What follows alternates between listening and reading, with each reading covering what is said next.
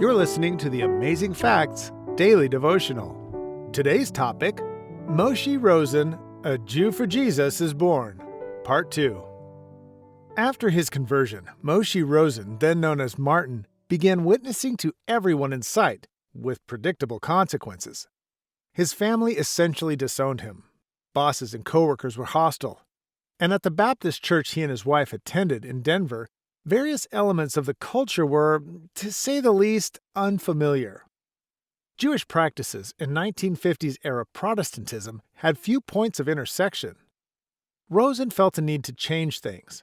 He studied at a New Jersey Bible college and then spent close to 20 years with the American Board of Missions to the Jews, the oldest such evangelistic group in the U.S., now known as Chosen People Ministries. But long-established missionary groups, however laudable, can become hidebound by tradition. So, Rosen struck out on his own, determined to bring the message of Jesus to a generation of young adult seekers, called hippies by many, who wouldn't warm to a suit-and-tie presentation. Rosen and his new missionaries struck out in jeans and t-shirts, the latter emblazoned with phrases such as, "Jesus made me kosher." Instead of staid tracts bearing platitudes about heaven, Rosen created broadsides, informal pamphlets with Jewish jargon and a sense of humor. Finding Jesus wasn't betrayal, it was logical, and the search for truth could be fun. Much of the attention Rosen's followers attracted came from these unconventional steps. Even the name Jews for Jesus was meant to startle. When the opposition got rough, Rosen's troops often received lots of media coverage, which in turn generated questions from those who would be called seekers. The public nature of Jews for Jesus evangelism took hold, particularly when the Supreme Court of the United States ruled that a county ordinance prohibiting witnessing at Los Angeles International Airport was unconstitutional.